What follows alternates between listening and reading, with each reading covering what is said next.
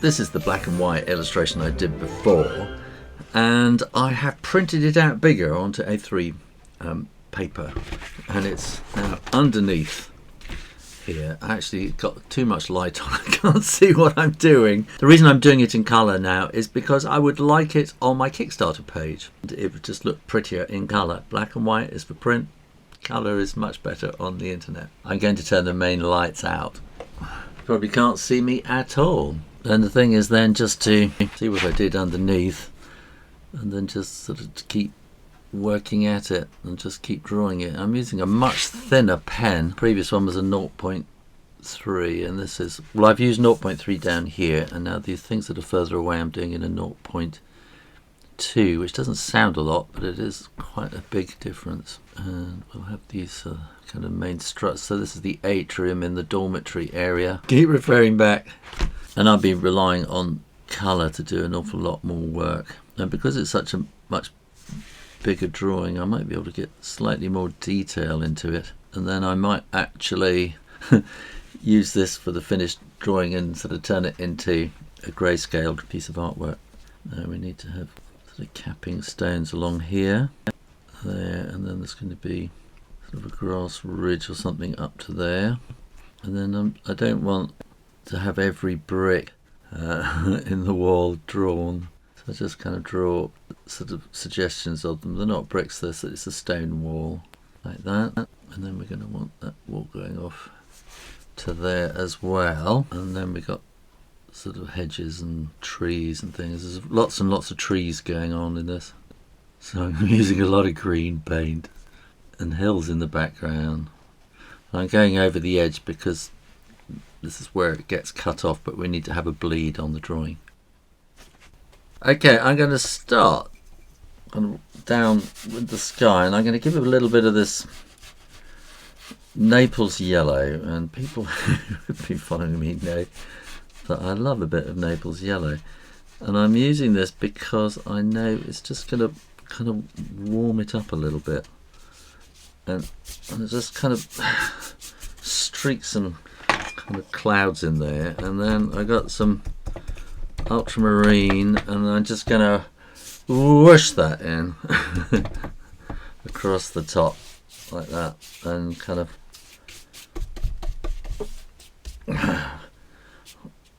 whoosh it in, and I might need to get a bit more, so now I'm going to put some bit more intense sort of up there, and just kind of wash that in there. I think we can still maybe, actually I'm just going to kind of wash that, and then I'm going to get a kitchen towel, just maybe kind of dab something into there, like some kind of cloudy shapes. Oh, I don't know about this, but anyway, we'll see how it goes. I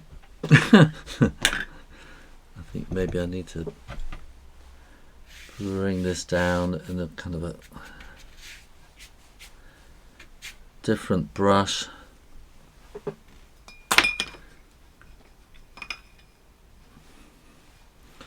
Use some clear water on that, just to,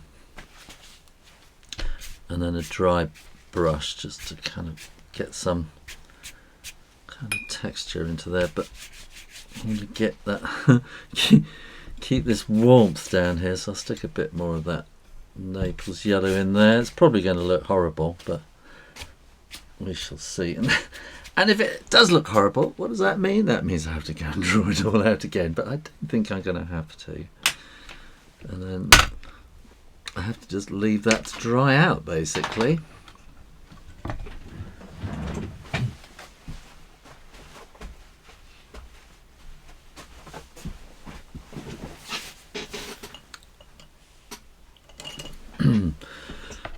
But while I have those colours there, I can be putting this in, because this is a kind of reflected sky.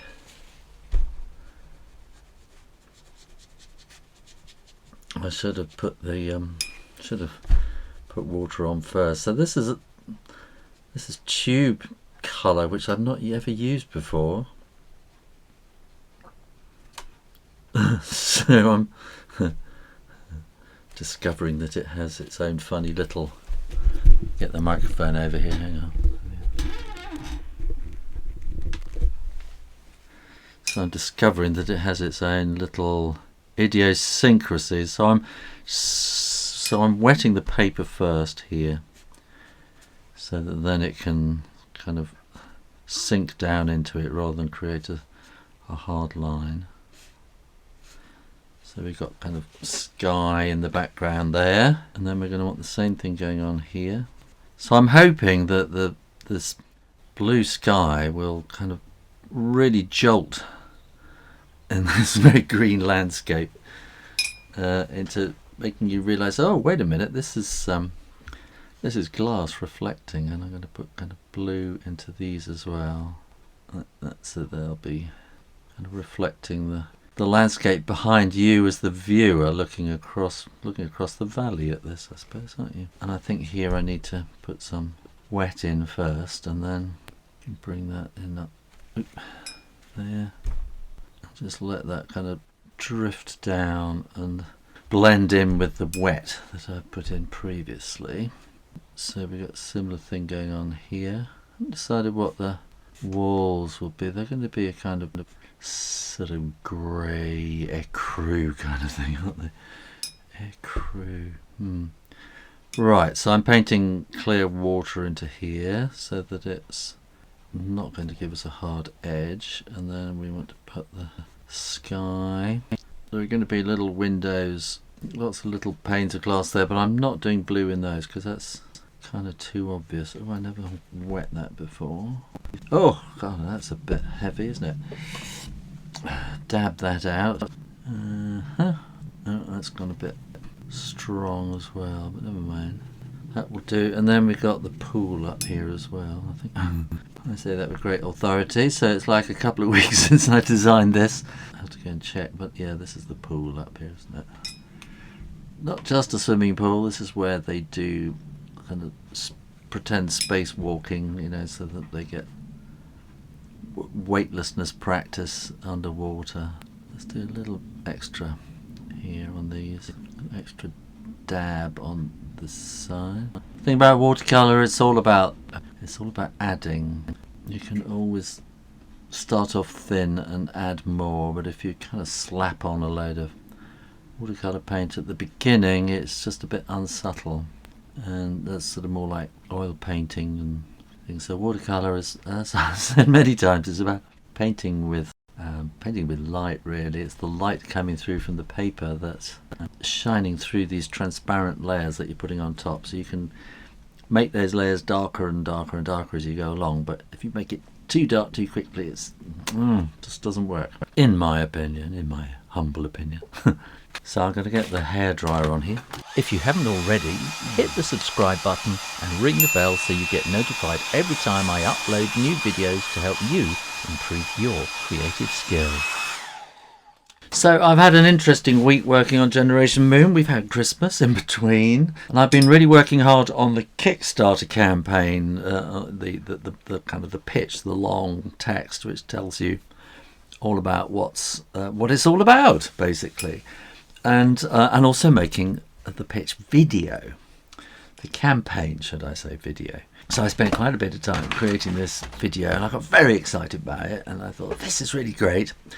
And then finishing all the text all about it, and then I thought I'll just go and have a look at some other videos that for campaigns that have been really successful, and this is all wrong. I got to start again. Let me show you what I did.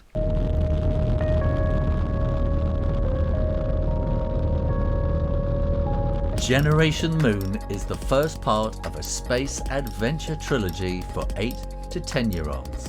Glenn is in need of a new family, which he finds at the International Space School, where he meets his new best friend, CJ. The friends team up, determined to become the first kids in space and on the moon. Hi, I'm Shu Rayner. The Artemis moon landing program has rekindled my childhood passion for space exploration. Being a children's author and illustrator, my imagination has been fired by the idea that the first kid on the moon might be sitting in a classroom today. The first book in the trilogy is a special numbered limited edition. There are extra rewards like mission badges and posters for collectors, and you can even have your name printed in the book.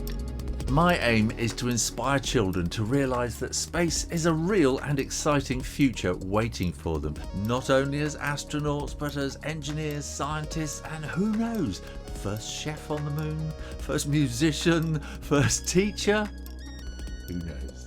I really hope you'll want to come on this publishing journey with me by pledging your support for this Kickstarter campaign. Thanks for watching, and do feel free to ask any questions. Okay, so that was the campaign video that I'm not doing. I'm going to start all over again. I got so excited with rockets going off and things like that. It's really more about explaining what it's all about. That's the thing. And that's what I really need to work on. I really need to sort of explain more what it is about, really. And I found a few other successful Kickstarter campaigns, and I thought, well, you know, they've been successful for a reason. And I thought, let me just go and kind of, well, copy them, basically. So I came up with a new pitch. You know, when you're writing this kind of thing, it takes time. And you have to really kind of think about it. What are you actually trying to say? Then I had a bit of inspiration. I was thinking about press releases as well. You know, how do you get all this down to something sort of really short and sweet and explain it really quickly? And then I thought, I know, I'm going to use artificial intelligence.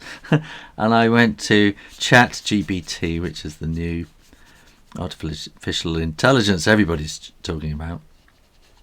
And I said to it, can you please create a press release from the following text? And I typed in, well, I just copied and pasted all the text from my pitch and just put that in. And then it kind of thought about it for about a second and started typing. And out came this amazing piece of text, and you could see exactly where it had got all the information from my what I had written, and so it got all that right.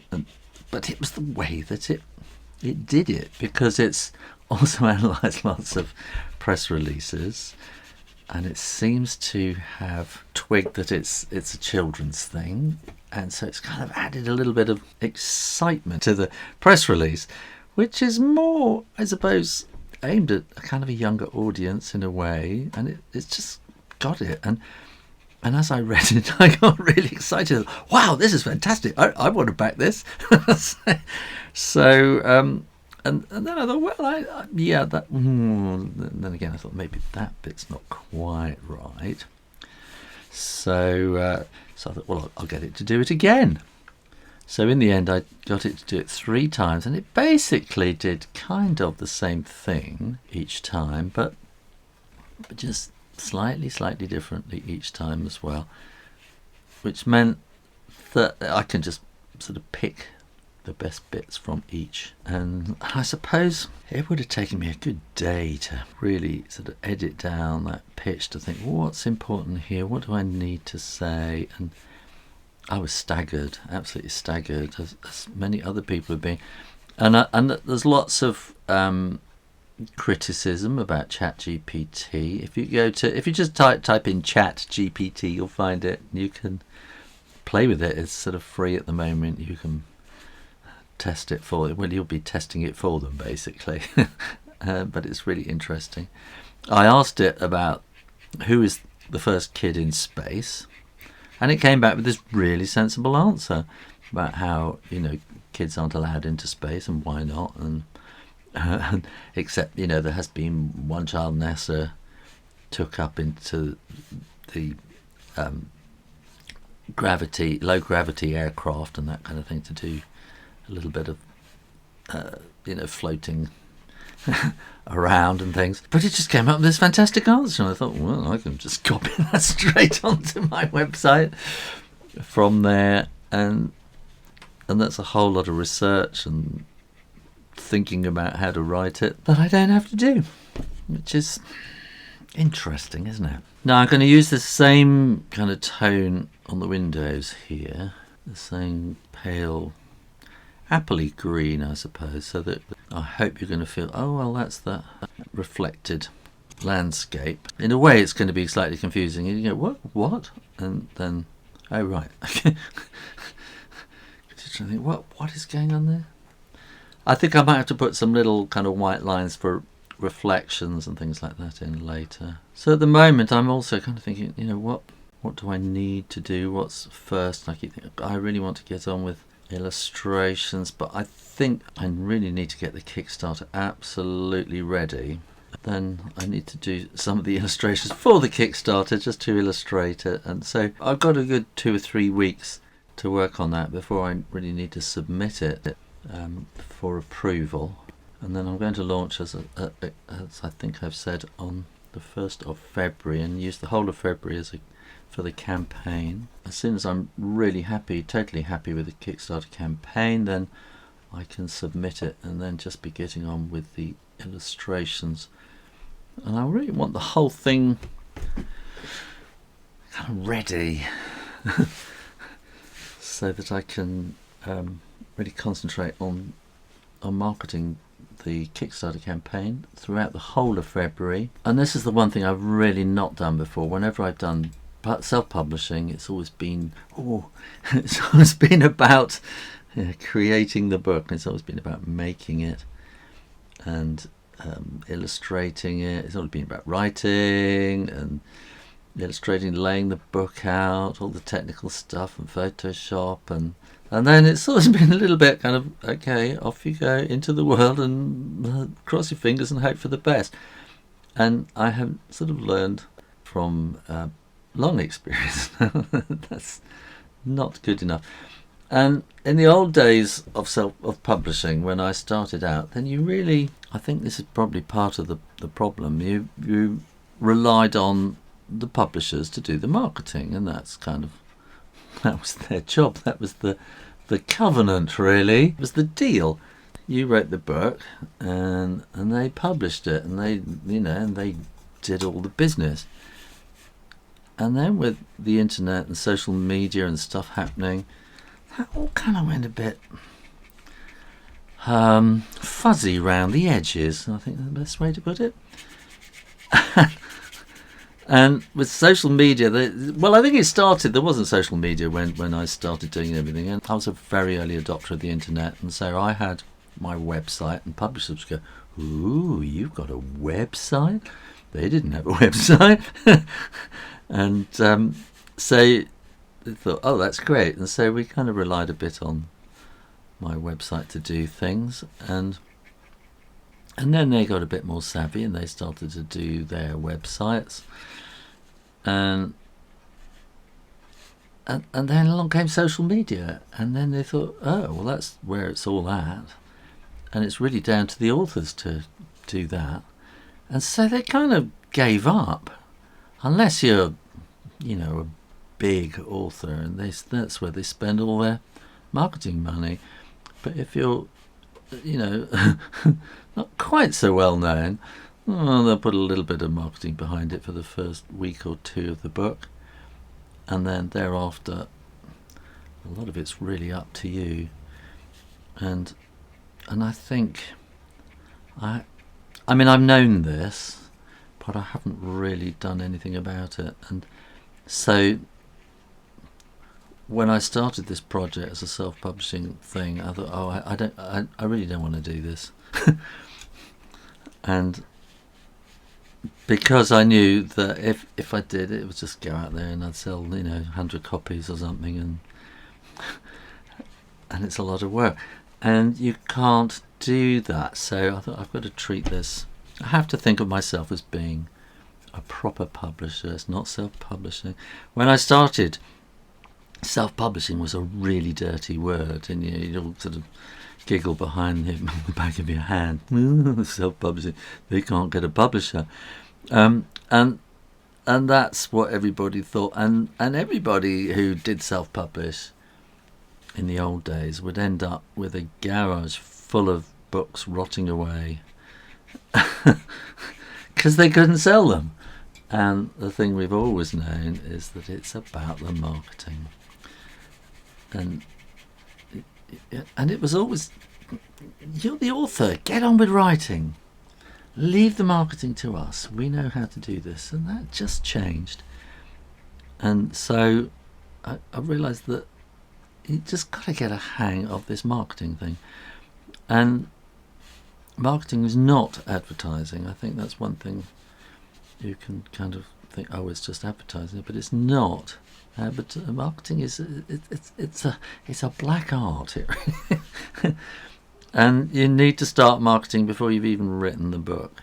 So you write the book to the market, and I think there are different kinds of books. There are books that you write from the heart, and that's great, and you hope your mother might read. Well, maybe you don't want your mother to read, and it's just something, it's an artistic thing you just got to get out of your system. And then there are commercial books, and you do this for a living, and I'm a commercial author and illustrator, and I think I got to just admit that and get into the marketing. So this is getting there slowly, isn't it? So that was the thing I said to myself right from the start. If I'm going to self-publish this, then I really have to start understanding marketing and sort of getting down to it. And that's what I'm trying to do with this whole project. And it's amazing now how every day I'm just sort of walking along and go, ooh, I just had an idea. And so constantly getting ideas for marketing and how to sort of get a bit of interest. And it's not a kind of a thing that you do for a week at the beginning as you publish the book. I think I've always just let my books float and hope for the best, and that really doesn't work. You have to just keep pushing them and pushing them and pushing them, which once upon a time the publishers would do, as I've said, and they just don't anymore. So for one thing, I'm really, really excited about this. And it's sort of taking me back to my childhood sort of interests, things, which is good. And it's sort of updated childhood interests, I suppose. And I know that there are lots of kids out there who will be like me with the Apollo program, will be like me with the Artemis program, and they're just sort of getting into it. And things have changed. And the kids of today, space is a real career option for them, whether they're on the ground crew, engineers, whatever, but not necessarily astronauts. But as the astronauts, I suppose, are the guys at the top of the pyramid, and they're the heroes. But they can only fly because there's all these people down below who are making it possible. And that's kind of what I want to get across, all the different sort of things that happen and the politics of it, and not making it too complicated, obviously, because it's for kids. But I'm really, really excited by this, and I can see that I've got to enthuse other people, and I need to send out review copies and just keep nagging at people to to get in on it and to back it and be part of it. So I imagine this channel is probably not going to have much drawing on it for the next year or so. It's going to be all about creating this project. but I hope you're going to find it interesting. I think what I have to do is just kind of sort of put a basically colour the whole thing in, and then start sort of adding the detail and trying to bring the foreground in front and push the background to the back. Well, this is the next day. So I got a fair bit done yesterday. Quite a lot of distractions, and it's all about building up, as I say. I want to get this kind of rocky outcrop kind of look up here, and these radio dishes will have sort of shadows underneath them, and we've got a little observatory up here. Actually, I think in relation it's quite a big observatory. Sort of shadow behind there to kind of bring the dormitory area up front a bit. I'm using a little spotting brush here. I don't know why, I just feel I need to be. I was using it for the leaves on the trees and I haven't kind of put it down. I want something a little more of a subtle brush on these. These are the microwave dishes. And then if I clean the brush, come back. So you can see I've been using a whole mishmash of brushes, including water brush for part of it.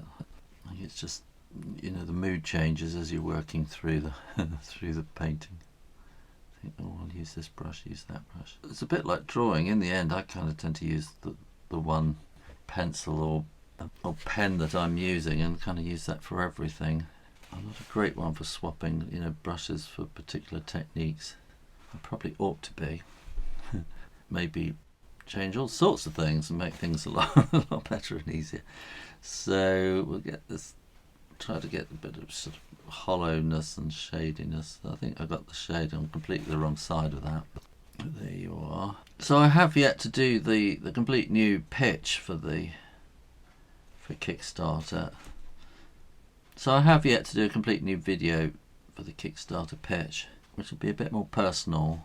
I think less whizzy. I think the whizziness detracts from what I'm actually trying to say. So I think that's the idea for the video is quite, you know, it's kind of, hey, you want to read this, but that's not what I'm trying to say. I think this is kind of marketing. It's more advertising, isn't it? Really. You really need to think what is your message? What are you actually trying to say? And I'm not saying, here, you really want to read this book. I'm saying, here, you want to back this Kickstarter project campaign, which is a very different thing. You are actually saying, hey, you want to read this, but not just at the moment. You want to be part of this project. Get the book later. You're not going to be able to read it tomorrow. You're not going to be able to download it now and read it. You're not going to be able to order it from Amazon and get it tomorrow. This is kind of a long-term thing. It's about the project. That's what I'm actually trying to sell. It's the message. And I think it is very easy to get carried away and give completely the wrong message. I've always kind of felt a little bit kind of not quite dirty, but it just does. Yeah, I think all artists sort of, well, not all artists. I think a lot of artists have this kind of, you know, I don't want to do the business. I don't want to do the kind of advertising and marketing that's kind of dirty. I just want to create stuff, which is all very good. But, you know, otherwise, you know, if you keep doing that, you're just going to end up creating stuff. You can be sat in your studio, in your bedroom or whatever, creating stuff, and which there is nothing wrong with that at all if that's what you want to do. But I am, as I say, I'm a commercial illustrator, a commercial author, which doesn't mean that I do it for money. I think that is this is where it can get really complicated. I don't do it for money. I do it for love. I love doing it. But to be able to do it, I need to earn money to be able to do it. And I think this is a constant sort of mental turmoil for many artists. And I think somewhere you have to kind of convince yourself, I love doing this, and I'm doing this not for me, I'm doing this for the world. And so the world needs to know about it to be able to enjoy it. And for them to be able to enjoy it, they need to keep me afloat. So I'm not asking to be a millionaire. I'm just asking to be able to do this thing. And if it's incredibly popular, then, you know, maybe you might become a millionaire, which then creates problems all of its own, I think. Then you're not going to be allowed to just sit in your room and do the same old thing. You know, sort of other pressures move in. Life's a tricky old thing, isn't it? You have to, at some point, put on this sort of commercial hat, the business hat, and say, no, this is what we're trying to do. I'm not trying to sell this. I'm trying to ask people to come and be part of it. But I'm trying to sell that idea. And I think it's the selling thing, isn't it? I think it's the selling thing that makes authors and, well, creative people feel uncomfortable. Selling? I don't want to do that. That's why you get galleries and publishers and things like that, because they kind of do that bit for you. And take all the money, of course. I think that's kind of a first draft. I made so many mistakes in this. I'd probably really like to do it again if I have time, but I think it's going to be so small on the Kickstarter page. I think this is going to be absolutely fine. Need to touch things up, these little things here, but I can do all that in Photoshop. So that's the end of that. That's what I've been up to this week. I'm going to call this finished for the moment. It's only going to be about that big on the screen, so it's going to really shrink down. It's the first drop. I would actually really like to do it again. I've kind of worked out lots of things that are kind of wrong with this and would like to do again. I'll see if I have time, maybe, but there's so much else to do. So thanks for watching. And make sure you are subscribed to the Huion Drawing channel, and go and have a look at the Generation Moon playlist as well, and you can catch up on how I've reached this point. Keep on coming back for lots more videos, and in the meantime, keep drawing, painting, creating books, doing stuff. And I'll see you next time. You take care now. Bye-bye.